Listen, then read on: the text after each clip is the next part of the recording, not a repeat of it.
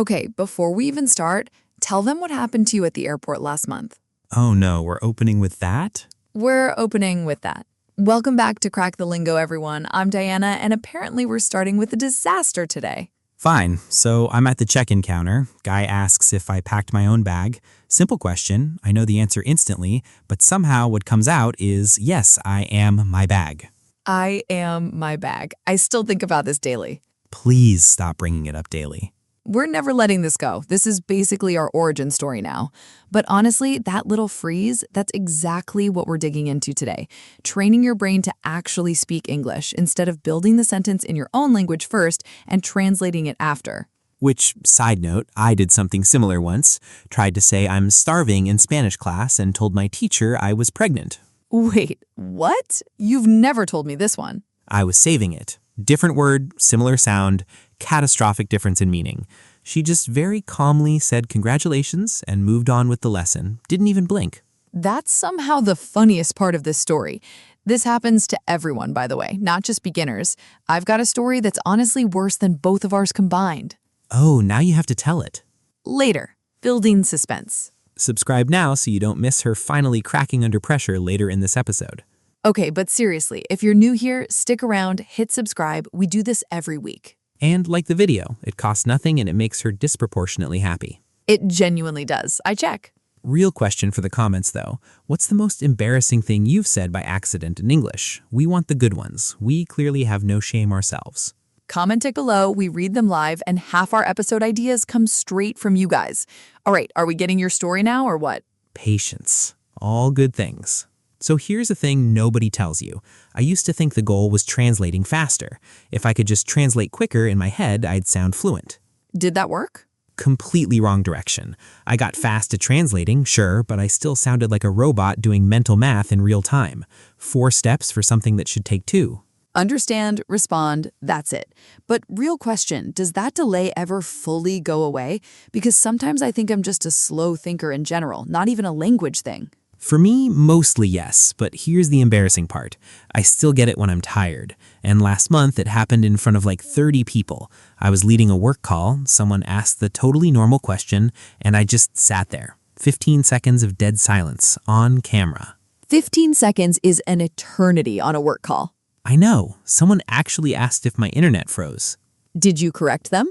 No, I said yes, blamed the Wi-Fi, and moved on with my life. That's not confidence, that's just elaborate lying. It's damage control. There's a difference. This actually helps though, because I thought this stuff only happened to actual beginners, not someone who sounds like you. It happens to everyone. That's genuinely the whole point of bringing it up. So the reason this delay happens isn't intelligence, it's habit. Your brain built a road to your first language a long time ago, and it runs down that road automatically. Right, and here's where I'll actually disagree with something people usually say about this. People love saying just stop translating completely, cold turkey. I think that's bad advice for most people. Wait, didn't you say that the whole point of the episode though? Not exactly. Force yourself to stop before your brain's ready and you freeze up more, exactly like your bag moment. I mean, I do think the end goal is thinking directly in English. Sure, end goal, but you don't get there by banning your own language on day 1. I tried the only think in English thing once and just went completely silent for 2 weeks. My girlfriend thought something was wrong with me. Okay, fair point. I'll take the L on that one. Noted for the record, minute 6. Thank you. Very supportive. So it's a gradual shift, not a switch you flip overnight. Okay, so where do we even start then? Because I've tried the think in English thing and it feels fake, like I'm performing for nobody. It does feel fake at first, not gonna lie. I still feel a little ridiculous sometimes, but here's the one that worked for me and it started completely by accident. Making eggs one morning, burned them, obviously, and just muttered, "Great, perfect, exactly what I needed today," in English, out loud. Sarcasm unlocked. Basically, and I realized that came out in English without me trying because it was attached to an actual feeling, not some rehearsed practice sentence. Wait, that's interesting though, because when I practice, I do boring stuff. I am walking, I am opening the door, and it feels pointless. That stuff's boring because there's zero emotion in it. Nobody remembers I am opening the door. Same reason people learn swear words in a new language embarrassingly fast. My cousin moved to Germany, learned every curse word within 3 weeks, still couldn't order food properly. Priorities. Unbelievable. Of all days, the bus is late today. Very serious voice, very betrayed. That's basically how I talk to myself now. I need you to do this on the street sometime and film it. Absolutely not. I'm trying this tonight when my internet crashes. It's basically guaranteed. Can I bring up something nobody talks about, though? Talking to yourself out loud in public looks completely insane. I did this on a walk once, and a guy actually crossed the street. That's fair. You don't have to do it out loud in public. In your head works fine too. It's the thought pattern that matters, not the volume. See, this is the stuff nobody explains. Everyone just says talk to yourself and skips the part where strangers think you're having a breakdown. I'd rather look a little weird than freeze up again, so I'll take the risk. My dog's already seen worse from me. The dog knows too much. Okay, shifting gears, because I want to bring up something completely different that trips people up just as much. What you're actually watching and listening to. Oh, I have strong opinions on this one. People think harder content equals faster progress. I used to force myself through full news broadcasts, no subtitles, just to prove something to myself. How'd that go? Badly. Understood maybe one sentence out of 10 and felt worse about my English every single day. See, I do the opposite mistake. I stay comfortable forever. Same simple podcasts for like a year now. And that's the other trap. Comfortable doesn't build anything new either. Although, honestly, I actually think easy content isn't as useless as people say. That never occurred to me. So it's mostly stretch zone content, understanding a lot but reaching a bit, with room for comfort content on a rough day. Fair summary. Can we talk subtitles, though? Controversial opinion incoming. People rely on them way too much, and it becomes reading, not listening. I use them on purpose, but there's a trick. Glance at the next line just before it's spoken so your ear knows what's coming. Okay, that's actually smart. I just read along like a book, never thought to do it that way. I turned subtitles off completely myself, mostly because I kept missing what's happening on screen. See, everyone's got a completely different system, and somehow we're still friends. Okay, speaking of opinions, can we talk about actually speaking? Because this is where I fall apart completely. My English teacher back home years ago used to say perfect grammar first, speaking later. Honestly, think that messed me up for years. Oh, that's rough. I had almost the opposite experience. I just learned from watching sitcoms obsessively and copying lines in the mirror. Wait, actually? Dead serious. My family thought I was rehearsing for something. They were genuinely concerned. Turns out that's basically a technique called shadowing. I just discovered it by being extremely uncool. Does that actually work, though? Copying lines? Really does. You're training your mouth and ear at the same time, not just the brain. I've recorded myself talking before. Might be the most painful thing I've ever done to myself voluntarily. Everyone feels that way. That's exactly why it works. You catch things you'd never notice while actually talking. I did it once, realized I say you know after literally every sentence. In 2 languages, apparently. Not even an English problem. That's a very you problem. Rude but accurate. I contain multitudes. Point is, whatever gets you producing language actually counts. Mirror, recordings, a very patient dog. My dog's basically bilingual by proxy at this point.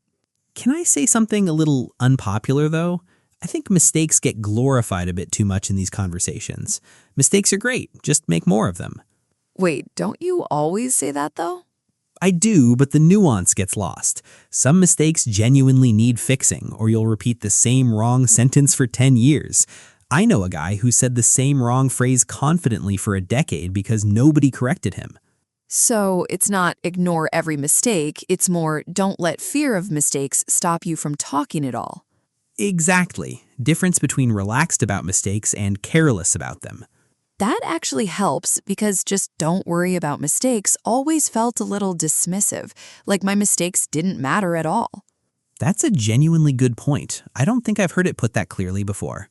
Okay, panic moment time, because I think this is what people want to know most. When your mind just goes blank completely. That's my whole personality in conversations sometimes. Blank stare, brain error message, static. Still happens to me. Remember the 15-second work call disaster from earlier? How could I forget? You blamed the Wi-Fi like a coward. A strategic coward. And honestly, it's happened more than once. I just don't usually admit that part. Oh, that's oddly comforting, actually, knowing it's not just a beginner problem or even a one-off thing. I usually just buy time with, that's actually a good question. Let me think for a second. And nobody even notices. Native speakers do that constantly. It's not cheating. It's just how conversation actually works. I didn't know that was allowed. I thought silence meant I'd failed somehow. No, silence is normal. The panic is the problem, not the pause itself. And if the full sentence won't come, shrink it. Say the simple version instead of nothing. Instead of your whole complicated opinion, just say, not sure yet, still thinking, and build from there. That feels way more doable than what I usually do, which is trail off mid-sentence and just abandon ship entirely. We've all done the trailing off thing. It's basically a group hobby at this point. All right, real talk moment before we wrap the main part up.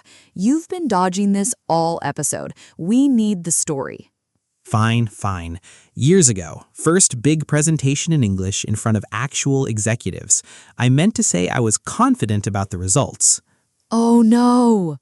Said I was comfortable about the results instead, with this weirdly smug tone, like I genuinely didn't care about the outcome at all. One of the executives asked if I was even taking the project seriously. No! In my defense, one letter, massive difference. This is somehow worse than my bag story. I need you to know that. I've been carrying this for years. It felt good to finally let it out. Cheapest therapy available, honestly, and you get vocabulary out of it too. Quick rundown of a few words we actually used today, since we did sneak some in. Short circuits, when your brain short circuits and just stops for a second. Sorry, my brain totally short-circuited there. Stretch zone, content a little above your comfort level. This show is right in my stretch zone. Buy time, saying something to give yourself a second to think. I always buy time with, that's a great question. Trail off, when your sentence fades out because you don't finish it. I trailed off mid-sentence again. Take the L, admitting you lost an argument or were wrong. I took the L earlier, very gracefully. Damage control, fixing a situation after something's already gone wrong, like a certain Wi-Fi excuse we know. I'm using trail off today, guaranteed, probably several times. Before we go, real question for everyone. What's the moment your brain always jumps straight to translating? Mine's when I feel judged, like someone's testing me instead of just talking to me. Mine's technical topics, jargon, numbers, anything with actual stakes attached, apparently. Or honestly, just being tired. Doesn't matter the topic. Late enough and my brain just gives up entirely. Comment yours below, seriously. We want to see the pattern across everyone watching. All right, let's wrap this one up. Today, we talked about why the brain defaults to translating and why stopping cold turkey usually backfires. We talked about connecting real emotion to your English, which apparently includes dramatically mourning burnt eggs and blaming Wi-Fi for silence. We covered finding content at the right level and admitted comfort content has its place too. We talked about actually speaking, mirrors, recordings, dogs, whatever gets you talking. And what to do when your mind goes blank, which apparently happens to literally everyone, including you, repeatedly on camera. I regret sharing that. Too late now, it's permanent. It's on the internet forever. If you made it this far, subscribe, like, and tell us your most embarrassing English story in the comments. We genuinely want the chaos. Bring us your suffering, we'll turn it into an episode. Thank you all so much for hanging out with us today. Keep talking to yourselves, stay a little weird about it, and we'll see you next time. Bye, everyone.